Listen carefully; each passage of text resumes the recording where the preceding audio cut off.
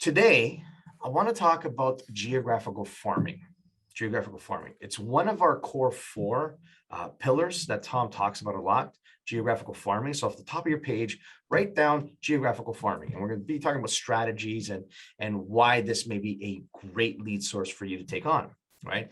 So the first thing I want to say with geographical farming is, and this is a rule that you have to follow, and that is whatever area you select, it needs to have a 6% turnover rate. Right? Very, very important. See, your geographical farm, it's expensive to run. It's not one of the easy ones where you just have to make the calls and this is going to cost you some money. And we want to make sure that if we're investing in this geographical farm, the turnover is right. And we're looking for at least a 6% turnover rate, right? So what we're doing is we're taking an objective approach to any farm area. We're not falling in love with it. We're not saying, hey, this is next to my office, so I'm gonna be working that farm area. We're not saying, hey, this is the neighborhood I live in, and I'm gonna do this farm area. This come at it from an objective standpoint and just ask yourself, do we get a 6% turnover a year every year? Now, how do you figure that out? Well, it's simple. Either through US Postal or Canada Post, what you're going to do is take a look at postal routes and add in and figure out how many homes are in those routes. Like every postal route might have somewhere in the neighborhood of 100 to 300 different properties on it. So you're going to add in different postal routes till you equate whatever number you're looking for. Now, whatever you decide, minimum standard is 500 homes.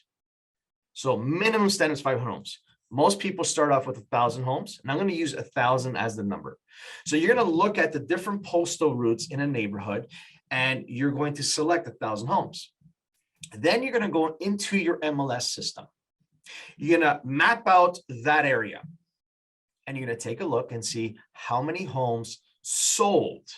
Not how many homes came up for sale, but how many homes actually sold in that area in the last 12 months. Last 12 months, how many homes sold in that area? Now, I would also say to you to take a look at the numbers from 2019. If it's an established neighborhood, take a look at 2019 and see, hey, from January 1st, 2019 to December 31st, 2019, was there a 6% turnover rate? Right. And the reason I'm suggesting 2019 is because, let's be honest, the last year and a half, market's been absolutely crazy. So it may not be a right indicator for you. But 2019, that was a boring year. There was no pandemic in 2019. So that would be a good indication of what it normally sells in that neighborhood. So go back, take a look at that area, that map area, and do I have a 6% turnover rate? So for 1,000 homes, in that marketplace, you're looking at 60 homes, minimum of 60 homes had come up and sold, right? So now you know you have the right marketplace, right? If you're kind of wondering, well, Dan, that's a lot of work. You know what? Just look in your map and look for neighborhoods that have price points of homes below the average. Look at neighborhoods that the streets are kind of close together, right? You don't have as much green space in there. You're not having neighborhoods where they have like 60-foot frontages and 40-foot blue spruces sitting in the driveway, 3-car garage. Those homes there, when you get into those type of neighborhoods, people live there for a long time. They raise a family and they're there for 15, 20 years easily. So you're looking for the stepping stone homes, neighborhoods where people I'm going to be here for 3, 4, 5 years. Then I'm moving on to something else. Those are the perfect neighborhoods for geographical farming, right? Because if you wanted to door knock, everyone's kind of close together. So it's not hard to hit 20 homes versus when you get some of these neighborhoods where you're walking up these driveways and like 40 feet to the streets, right? So look at it from that perspective. What neighborhoods can you walk? What neighborhoods are considered stepping stone homes, right? So now once you've selected the neighborhood, what is the process? What do we do to ensure that you're going to get the business you deserve? So the first thing is, how much business should you get? How much business should you get from your database, from this geographical farm? And so I'm using, again, the same numbers. I pick 1,000 homes. We have a 6% turnover rate. So that means 60 homes have sold in that area, at least 60 homes. Your first year of working a geographical farm, you should be getting 10% of the business. Okay, very important. So the goal needs to be 6 transactions. I get 6 transactions from this area. Your second year of working the geographical farm, it moves up to 20%. So now you're going to get 12 transactions from this database for life. Like, that's the goal. The goal needs to be 20% of the business. Right? So now that we have a measuring stick, how do we get there? What are the items that we need to do to get there? So I want you to write this down. Number one, if this is a brand new marketplace, brand new area, we're going to send them a postcard every 10 days. So 3 times a month, you're sending out a postcard. Right?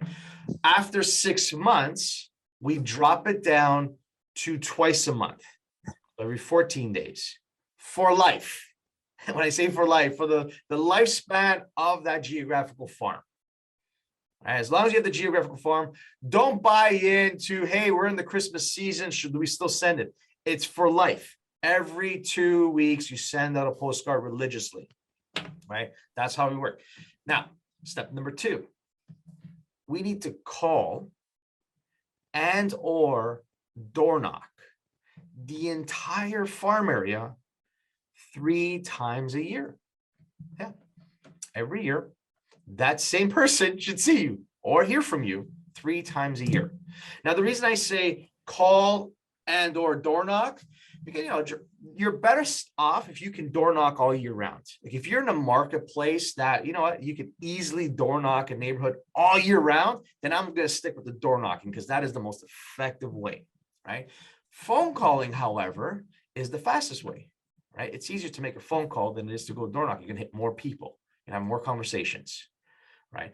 I know that when you look up that particular marketplace, that particular farm area, whatever service you use, the max you're going to get out of it is probably 30% of the phone numbers, right? Whether you're in Canada, the US, it does not matter. It's very difficult to get phone numbers, landlines. We even sell them for people in that area. We know this. So that's why the door knocking is there, right? That's why you need to do and or, one or the other. Okay. So we're going to hit them up 3 times a year. Okay. Number three, anytime someone lists a home in your marketplace, in your geographical farm, some other agent, how dare them list a home in your geographical farm, I want you to go there and preview the home. Bring your business card, drop it there in the house, take a look at the house, and then what you're going to do is you're going to print off 20 copies of the listing, and you're going to talk to the neighbors about it. You knock on 5 doors to the left, 5 doors to the front, to the right, 10 doors in front, and you're going to talk to the neighbors, and you're going to say, hey, Mr. and Mrs. Neighbor, I'm not sure if you know this, your neighbor's for sale at 103 Norman Drive. Here's a copy of the listing. And I was just wondering, who do you know that'll like to move into the neighborhood? You're going to ask them that question, right? Then they're going to say, well, can't really think of anyone. And say, well, great, I appreciate that. There'll be a number of buyers that will look at this home, not select it, but would love to move into your neighborhood. And I was just curious, have you had any thoughts on selling? That's a very important question to ask the neighbor, because we know that when someone lists a home, normally 1 or 2 other homes pop up for sale within the next couple of weeks. You guys ever notice that? Happens all the time. You got a neighborhood that doesn't have too many homes for sale. One comes up for sale, then all of a sudden the neighbors are for sale. And it's never with the same agent, which is pretty cool. So we want you to be that agent. So you're going to ask them if they had any thoughts on selling. And if they say no, they have no interest in selling, then the third question you would ask them, quite simply, is, do you know of any other neighbors that may be thinking of selling? Right? Because neighbors talk to each other. They have conversations. They know that nice old lady down the street whose husband passed away and the home's too big for them. They know that young couple who's got 4 kids, expecting a 5th kid. And it's like, whoa, you know what? The house is too small for them. They know. Neighbors talk to each other. And we want to find out who might be interested in buying it, who may be interested in selling. Real important. Now, if they, again, say no to that, you've asked 3 questions, 3 strikes, you're out, no big deal. You're about to head out. And it's like, oh, by the way, Mr. and Mrs. Neighbor, I'm just curious. Would you like to know what this home ends up selling for? Key question to ask. Real key question, because everyone loves to know what the neighbor sells for, right? It's like the nosy neighbor. So when they say yes, what you're going to say to them is, no worries, I can get my assistant to simply text you the price. I don't have to call you. Would you be interested if I text you the price once it sells? And if they say yes, then what you're going to do is get their cell number. And that's key. See, now what you're doing is you're taking this geographical farm and you're filling in the blanks. You're getting more numbers for the farm area. And the more often you can go and preview these homes and door knock on these properties, you're going to fill that list. You're going to get more and more full numbers. And that's key of staying in touch. That's how we go from 10% of the business to 20, and in some cases 30%, becoming a dominant agent in a geographical farm. And here's the fun part. When they say to you, well, Danny, that's a Remax listing. You're not a Linda. I go, you're right, I'm not. But this is my geographical farm. I sell homes here, right? My buyers are buying here all the time. This is my farm area. So I'm trying to help out Linda and get this home sold for her. See, you are the dominant agent in that area. All right, number 4, what we should do in that marketplace is, of course, be on social in that marketplace. So what we want to do is shoot content, shoot videos, right? Who are the people moving into this geographical farm?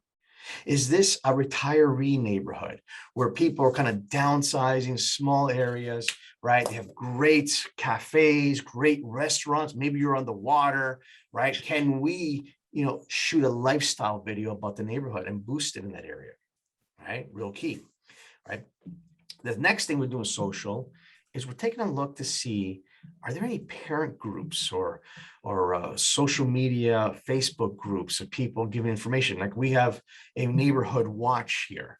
So people are always talking about what's going on in our neighborhood, right? Are there any Facebook groups that you can either join yourself or, even better, create yourself for the area and putting in content for what's happening in the neighborhood? Hey, when are the kids tryouts for soccer?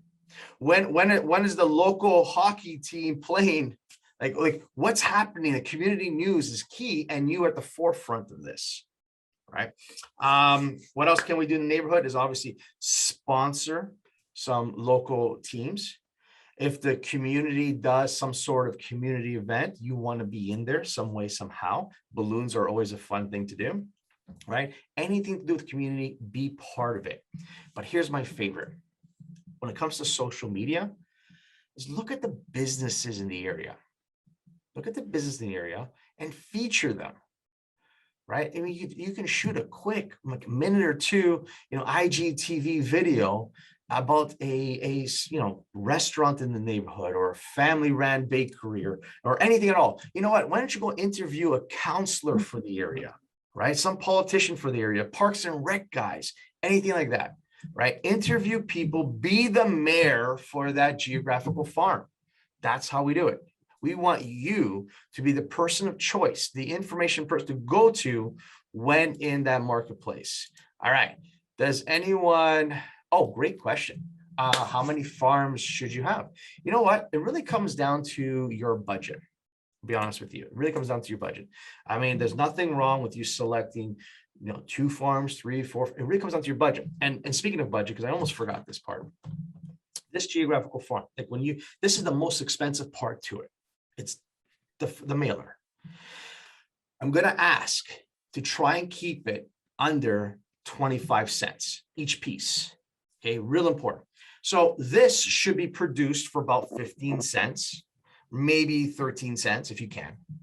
And then to mail it out by US Postal or by Canada Post, you look at your own MLS system and see if they have a special, because many of these MLSs have done a contract with the Postal Service, and it's called unaddressed mail or a bulk mailer. So unaddressed mail costs you about, I would say 10 to 12 cents, depending on what marketplace you're in, right? So we want to try and keep this at 25 cents total mailed out, right? That's the goal. We got a great question here regarding condos. When you target condos, yeah, it's going to suck. You can't knock on their door. I know that. You can't. It is what it is, right? So you're going to have to do the other steps. But the thing with condos is when you call and talk to the folks there, right? People are like, yeah, what's happening in our building? Because they see realtors and clients coming in and out all the time. And they're like, what's happening in the building? So those conversations are outstanding. The problem, though, is you can't door knock. But what you can do is run seminars. You can rent a room because they have the community rooms in those condos, and you can run an investor seminar. You can run a first-time home buyer seminar. You can run a seller seminar. You can have a tax accountant come in there and just give some knowledge and information and get people to sign up for it. There's so many different things you do. You can actually just do an event outside for kids, right? You're doing, I remember for Easter for kids, we used to hand out in the neighborhood bikes, you know, we do like a raffle or draw. So you just have to get outside and think outside the box a little bit here. Okay, folks, right? It's well worth it. I love condos. All right, folks, that's my time. That's my time. Okay. Does anyone have any questions, concerns, hallucinations? I'm really interested in hallucinations. No, we go with the no hallucinations. All right. So if that's the case, can you please unmute yourselves? I want to hear everybody this time. Everybody. I know you're in a loud place. It's going to be 2 seconds. Everybody. You guys ready? What day, baby? Money making day. That's right. It's a money making day. So who do you have to connect with? What do you have to do to move the needle in your business? You guys are awesome. I'll talk to all of you tomorrow. Thanks so much. Thanks.